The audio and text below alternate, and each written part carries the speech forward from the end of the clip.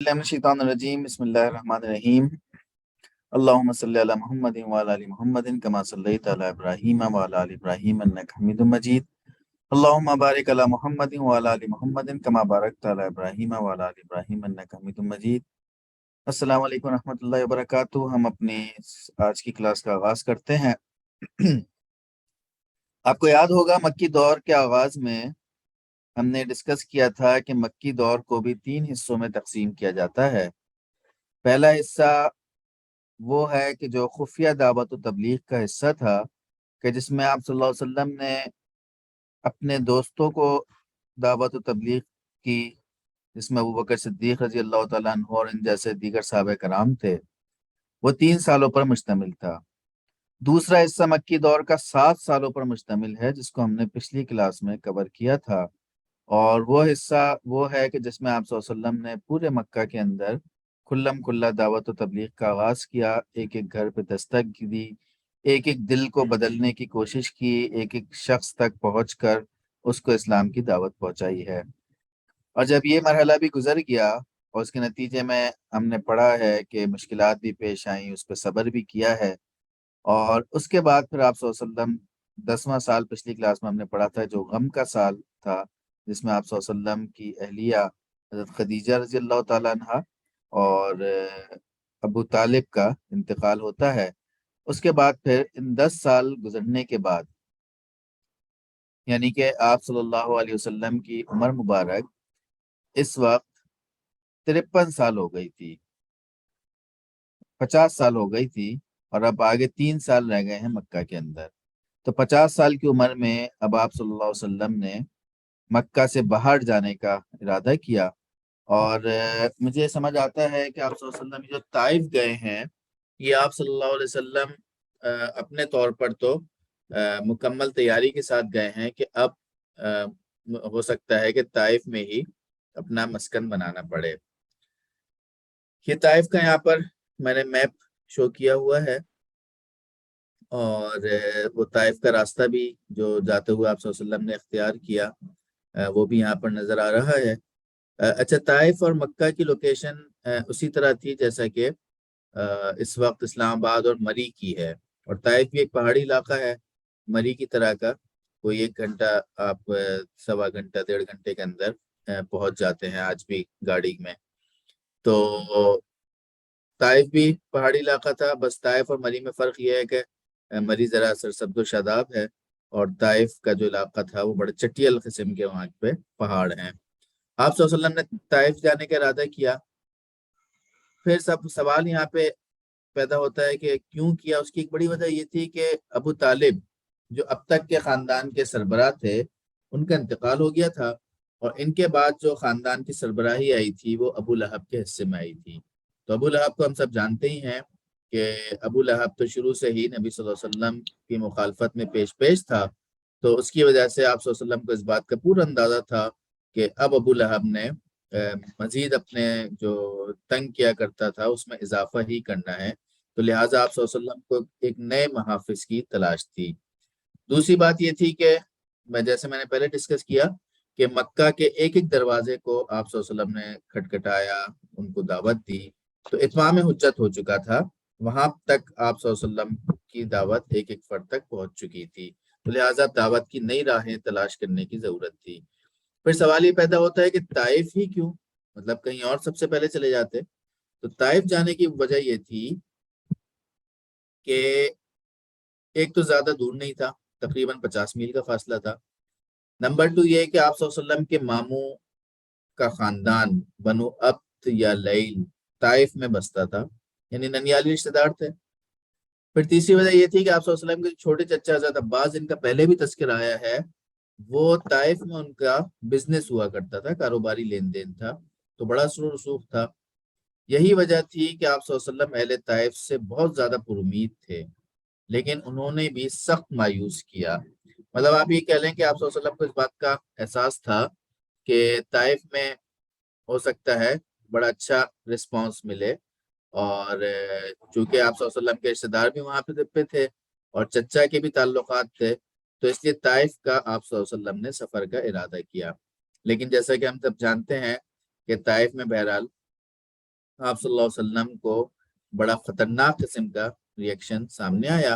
اور لیکن آپ صلی اللہ علیہ وسلم بڑے پر امید تھے۔ یہی وجہ ہے کہ آپ صلی اللہ علیہ وسلم کی زندگی کے سخت ترین جو لمحات ہیں وہ طائف میں گزرے ہیں۔ اسی لیے حضرت عائشہ رضی اللہ تعالیٰ عنہ نے ایک مرتبہ آپ صلی اللہ علیہ وسلم سے پوچھا کہ یا رسول اللہ صلی اللہ علیہ وسلم، کیا جنگ احد کے دن سے بھی زیادہ سخت کوئی دن آپ پر گزرا ہے؟ ہم سب جانتے ہیں کہ جنگ احد میں آپ صلی اللہ علیہ وسلم کے دندان مبارک شہید ہوئے تھے۔ آپ صلی اللہ علیہ وسلم نے ارشاد فرمایا، ہاں اے عائشہ، وہ دن میرے لیے جنگ احد کے دن سے بھی زیادہ سخت تھا، جب میں نے طائف میں وہاں کے ایک سردار ابن عبد یالیل کو اسلام کی دعوت دی۔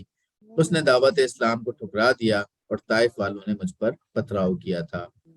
تو ایک تو فزیکل ٹارچر تھا، لیکن مینٹلی بھی آپ صلی اللہ علیہ وسلم بہت زیادہ ڈسٹرب ہوئے تھے طائف میں جا کر، اور اس کی وجہ یہی تھی کہ آپ صلی اللہ علیہ وسلم بڑے پر امید ہو کے وہاں پہ گئے تھے کہ شاید وہاں پہ بہت اچھا رسپانس ملے۔ تو ایک سمجھ لیں اعصابی طور پر ایک مایوسی کی کیفیت تھی طائف والوں کا رویہ دیکھ کر۔ اس کا ایک میپ کے ذریعے سے ہم سمجھ لیتے ہیں کہ آغاز میں ثقیف کے 3 سرداروں کو دعوت دی، مدد کے لیے کہا، دوسرے سرداروں کے پاس گئے، وہاں 10 دن گزارے، رد عمل کیا تھا۔ اچھا ایک تو یہ ہوتا ہے نا کہ آپ دعوت قبول نہ کریں بس ٹھیک ہے، لیکن ریئیکشن دکھایا نا، اور ریئیکشن یہ تھا کہ کوئی بھی نہ مانا، بچوں، غلاموں اور اوباشوں کو شہ دی، رسول اللہ صلی اللہ علیہ وسلم کو گالیاں دی اور پتھر مارے۔ عتبہ اور شیبہ کے باغ میں آپ صلی اللہ علیہ وسلم نے پناہ لی اور وہاں دعائے مستضعفین مانگی ہے، جو کہ بڑی زبردست دعا ہے، تفصیلی ہے۔ آپ صلی اللہ علیہ وسلم کی وہ دعا بڑی مشہور ہے۔ آپ کو یہ معلوم ہوگا، ہم نے بچپن سے بات پڑھی ہے کہ بچوں کو پیچھے لگا دیا گیا تھا اور وہ پتھر مارتے تھے، اور باقاعدہ نشانے لے لے کر ٹخنے اور پہ پتھر مارے ہیں، اور آپ صلی اللہ علیہ وسلم کے جوتے مبارک رنگین ہو گئے تھے، اور زید بن حارث آپ صلی اللہ علیہ وسلم کے ساتھ تھے رضی اللہ تعالیٰ عنہ، وہ بھی زخمی ہوئے تھے۔ تو ٹخنے پہ مارتے تھے۔ اچھا ٹخنے کی چوٹ جس کو لگی اس کو پتا ہوگا کہ بڑی خطرناک ہوتی ہے۔ تو آپ صلی اللہ علیہ وسلم کو ظاہر سی بات ہے فزیکلی بہت شدید قسم کا ٹارچر کیا گیا تھا، اور جس کی وجہ سے جوتے آپ صلی اللہ علیہ وسلم کے رنگین ہو گئے تھے خون سے۔ یہاں پہ میں عموماً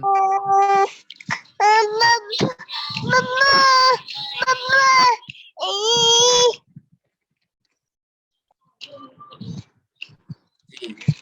مائک آف کر دیجیے پلیز۔ یہاں پہ میں عموماً ایک سچا واقعہ شیئر کرتا ہوں،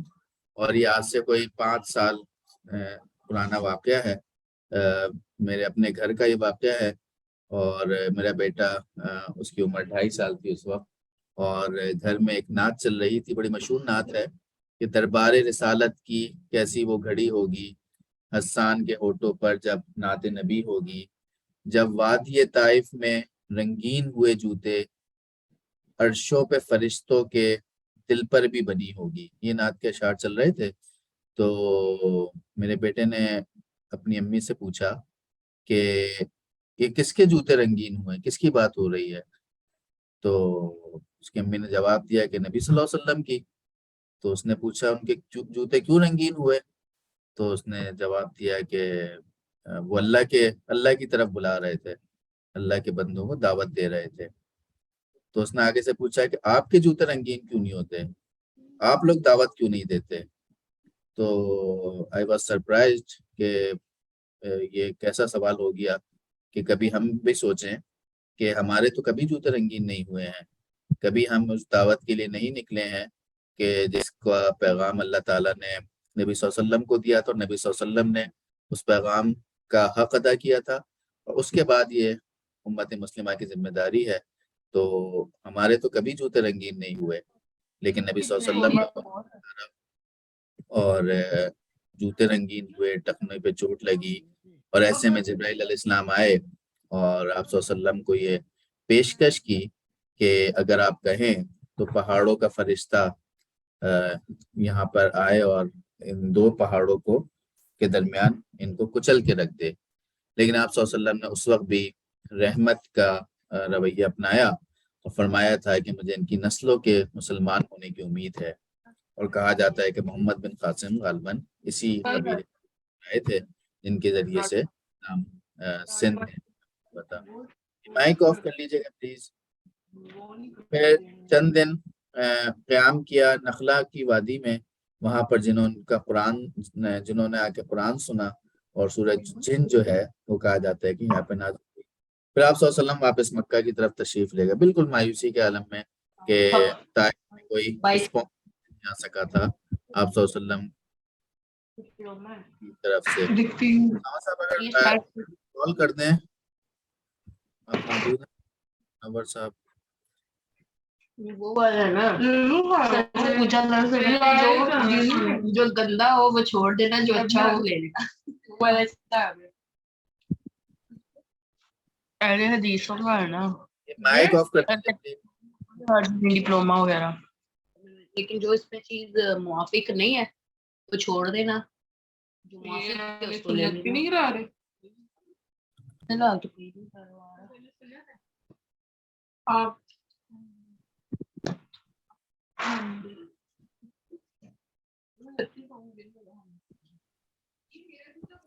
جی اسامہ منور، یہ ہمارے جو ہوسٹ ہوتے ہیں وہ اگر موجود ہوں تو مائک سب کے میوٹ ہو۔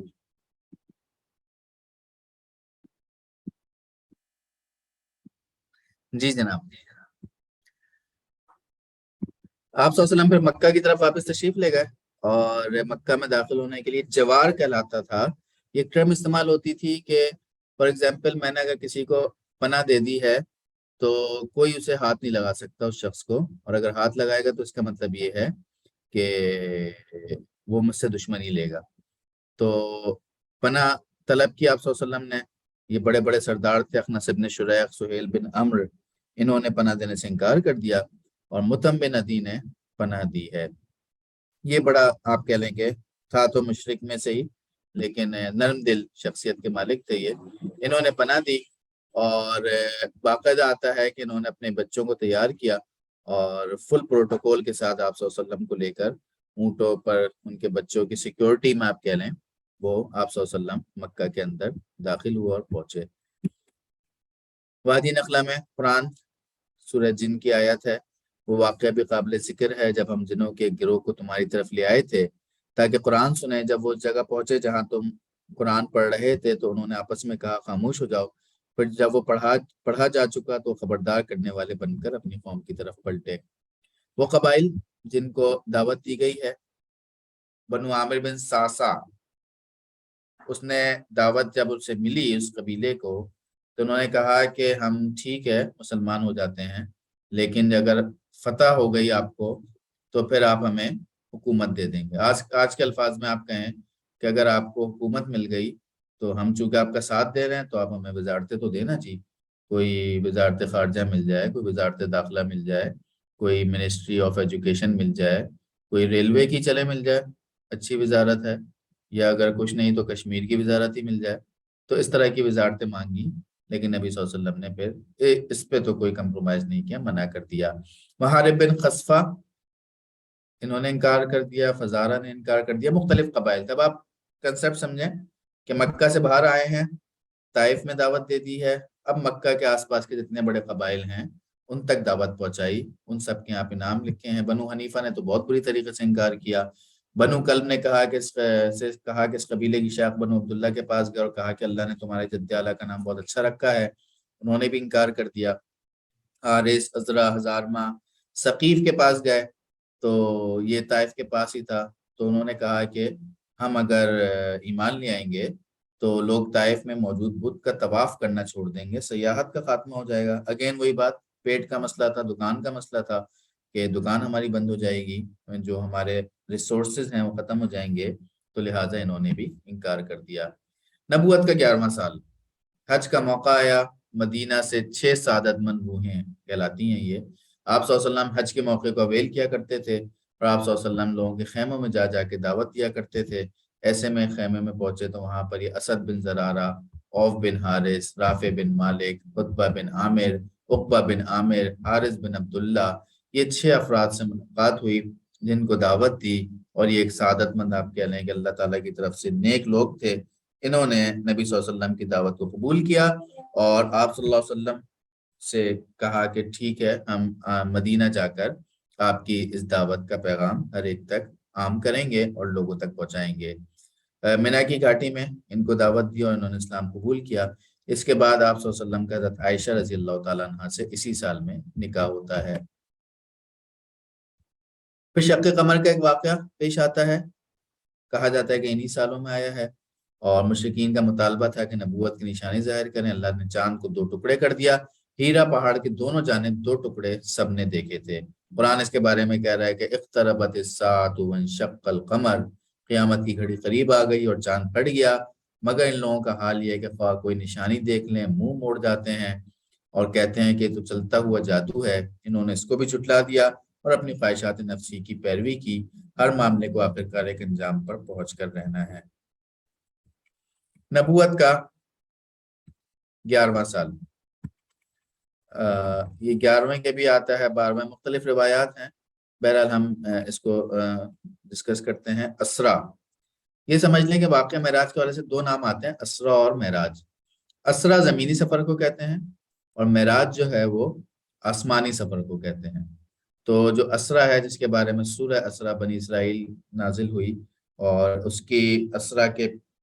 آغاز ہی اس کے نام یہاں سے ہے، سبحان الذی اسرا بعبدہ لیلا من المسجد الحرام الی المسجد الاقصی۔ تو یہ زمینی سفر تھا۔ تفصیلات کیا تھیں؟ آپ صلی اللہ علیہ وسلم حتیم میں آرام فرما رہے تھے، جبرائیل علیہ السلام آیا، سینہ مبارک دھویا، اسی طرح جیسے اوپن ہارٹ سرجری پہلے ہوئی تھی، اور ایمان و حکمت سے بھرا براق پر سوار کیا۔ مسجد حرام تا مسجد اقصی 2000 کلومیٹر کا سفر ہے، مکہ سے فلسطین، اور 1200 کلومیٹر کا یہ ہوائی سفر ہے بائی ایئر، 40 دن کی مسافت ہوتی تھی۔ قرآن اس کے بارے میں کہہ رہا ہے کہ سبحان الذی اسری بعبدہ لیلا من المسجد الحرام الی المسجد الاقصی الذی بارکنا حولہ لنریہ من آیاتنا انہ هو السمیع البصیر۔ پاک ہے وہ ذات جو لے گیا ہے ایک رات اپنے بندے کو مسجد حرام سے دور کی اس مسجد تک جس کے ماحول کو اس نے برکت دی ہے، تاکہ اسے اپنی کچھ نشانیوں کا مشاہدہ کرائے۔ حقیقت میں وہی ہے سب کچھ سننے اور دیکھنے والا۔ اس کو جسٹیفائی کیا جا سکتا ہے روشنی کی رفتار سے، 3 لاکھ کلومیٹر فی سیکنڈ روشنی کی رفتار ہے، اور سورہ نجم میں اس کے حوالے سے آیا کہ اور اس نے اپنے رب کی بڑی بڑی نشانیاں دیکھی ہیں۔ آپ صلی اللہ علیہ وسلم نے نماز پڑھائی، مدینہ آپ صلی اللہ علیہ وسلم کو دکھایا گیا اور کہا گیا کہ آپ کی ہجرت گاہ بنے گی۔ طور سینہ دکھایا گیا جہاں موسیٰ علیہ السلام سے کلام ہوا تھا۔ بیت اللحم دکھایا گیا جو عیسیٰ علیہ السلام کی پیدائش تھی۔ بیت المقدس میں تمام انبیاء کرام کی آپ صلی اللہ علیہ وسلم نے امامت کرائی۔ تو یہ سارا جو ٹریولنگ ہے اور جو واقعات نہیں ہیں اسرا کہلاتے ہیں، جو کہ مطلب آپ کہہ لیں زمینی سفر جو کہلاتا ہے۔ دوزخ کے داروغہ مالک کا سلام، براق کے ذریعے آسمان دنیا تک پہنچ گئے، اور یہ اب آپ کہہ لیں کہ یہ معراج کا سفر شروع ہوتا ہے۔ پہلا آسمان آدم علیہ السلام سے ملاقات، دوسرا آسمان یحییٰ اور عیسیٰ علیہ السلام سے ملاقات، تیسرے آسمان پر یوسف علیہ السلام سے ملاقات، چوتھے آسمان پر ادریس علیہ السلام سے ملاقات، پانچویں آسمان پر ہارون علیہ السلام، چھٹے آسمان پر موسیٰ علیہ السلام سے ملاقات ہوئی۔ وہ رونے لگے اور کہنے لگے کہ ایک نوجوان نبی کے امتی سب سے زیادہ جنت میں جائیں گے۔ تو اس حساب سے ہم یہ کہہ سکتے ہیں کہ ہمارے لیے یہ موسیٰ علیہ السلام کی طرف سے ایک گڈ نیوز ہے۔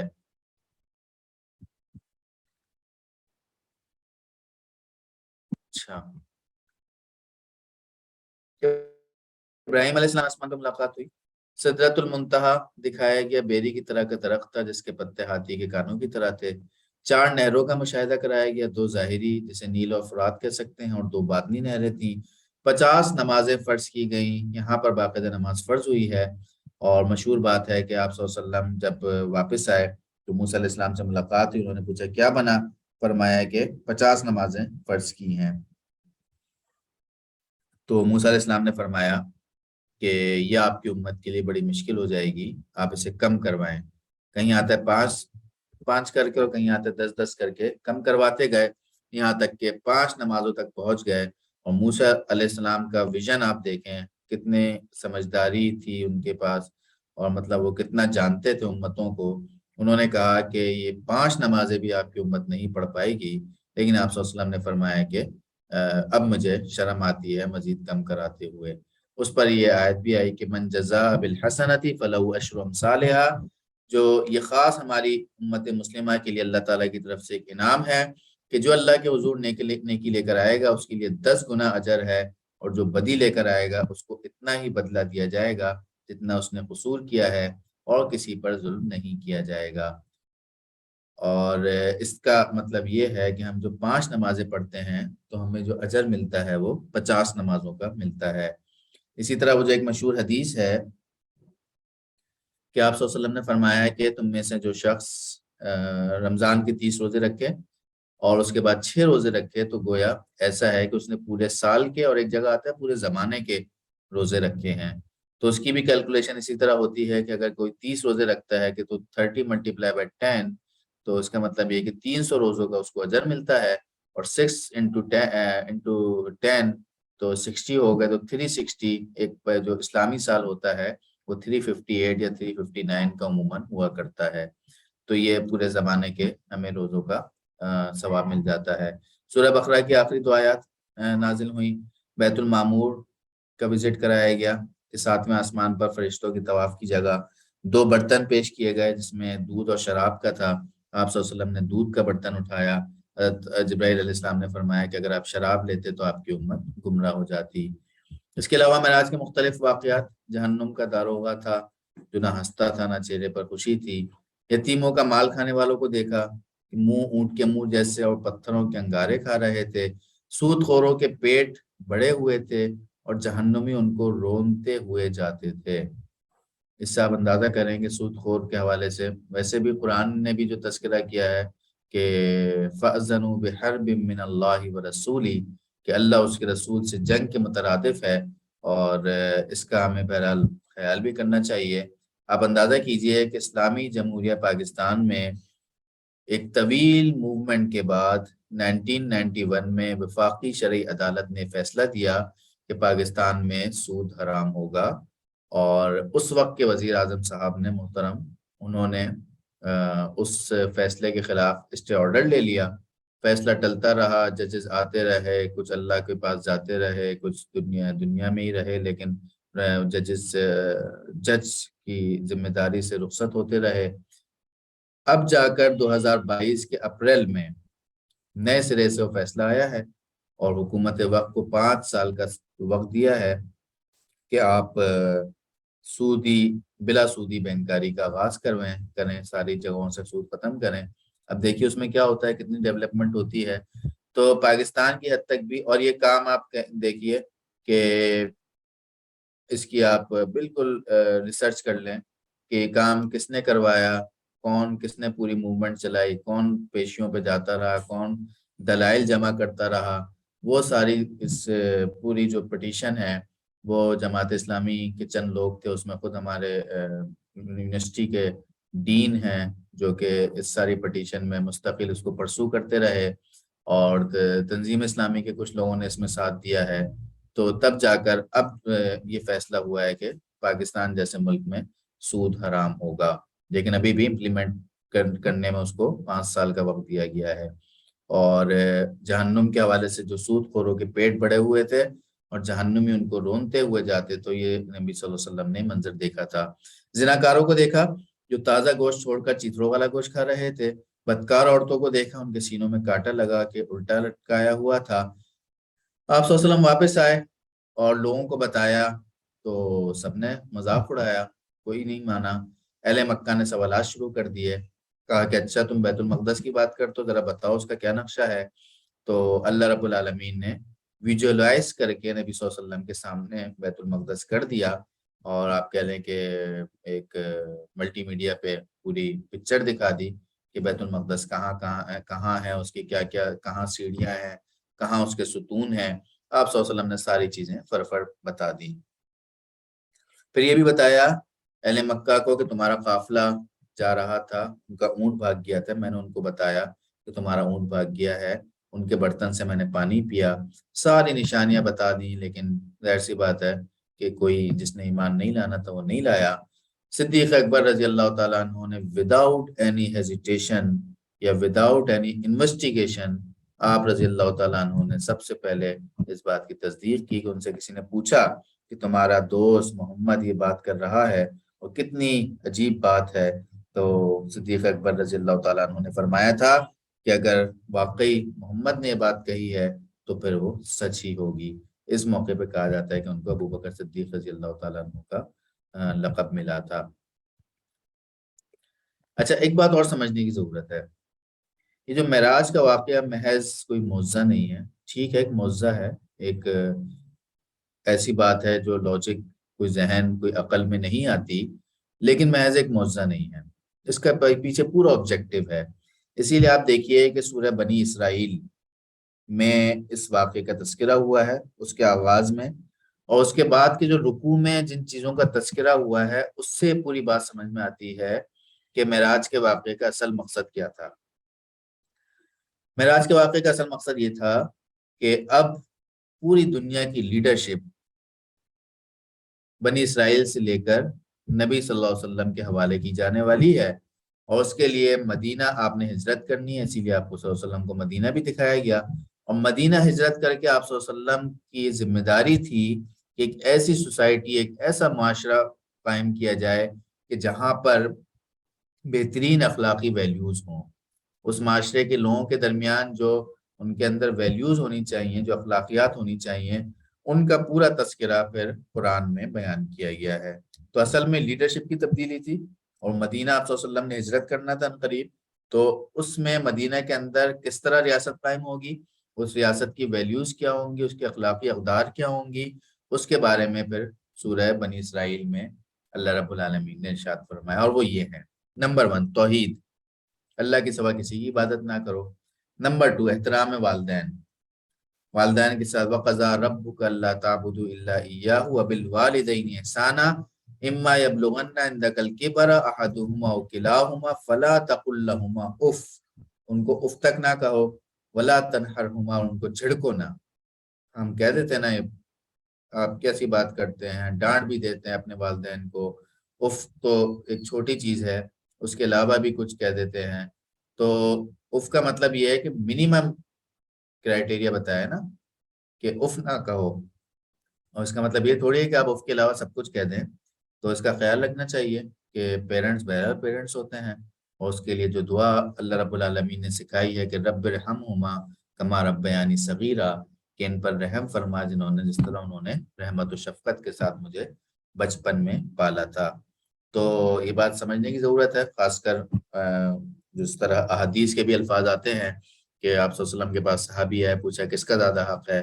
کہا باپ کا، ماں کا 3 مرتبہ ماں کا کہا، اور پھر 4تھی مرتبہ باپ کا کہا۔ تو اس کی تفسیر یا اس کی تشریح جو محدث حضرات بتاتے ہیں وہ یہ ہے کہ 3 درجے زیادہ حق ہے ماں کا باپ کے مقابلے میں، اور اس کی وجہ یہ ہے کہ 3 مواقع ایسے ہوتے ہیں کہ جس میں باپ کا کوئی کنٹریبیوشن نہیں ہوتا۔ پہلا موقع وہ موقع کہ جب پریگننسی میں ماں اپنا وقت گزارتی ہے، تب تکلیف کا وقت ہوتا ہے۔ دوسرا موقع وہ موقع کہ جب ڈیلیوری کا ٹائم آتا ہے، تو اس میں بھی باپ کا کوئی کنٹریبیوشن نہیں ہوتا ہے، اور ماں اس کو فیس کر رہی ہوتی ہے، اور وہ انسانی جسم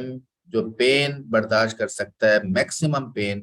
وہ انسانی جسم اس میں برداشت کرتا ہے۔ اور تیسرا موقع وہ فیڈ کرانے کا موقع ہوتا ہے کہ جب ماں بغیر کسی ٹائمنگ کے اپنے بچے کو فیڈ کراتی ہے۔ تو یہ 3 مواقع ایسے ہیں کہ جس میں باپ کا کوئی کنٹریبیوشن نہیں ہوتا، تو اس لیے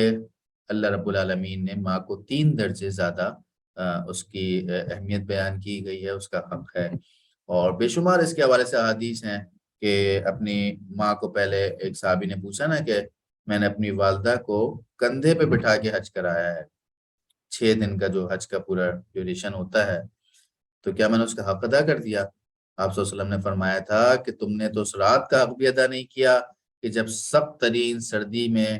تم نے اپنا بستر گیلا کر دیا تھا، اور تمہاری ماں نے تمہیں اپنی جگہ لٹایا تھا اور خود گیلے بستر پہ ساری رات ٹھٹراتی رہی تھی، تو ابھی تو وہ حق بھی ادا نہیں کیا ہے، تم یہ کہتے ہو کہ تم نے حق ادا کر دیا۔ تو حقوق تو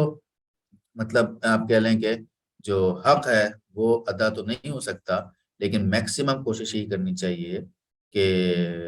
جھڑکے نہ، اف نہ کہیں، طریقے سے بات ہو، جو بھی آپ ویلیوز ہم سمجھتے ہیں وہ بہرحال ہونی چاہیے۔ تو اللہ تعالیٰ نے مدینہ کی ریاست میں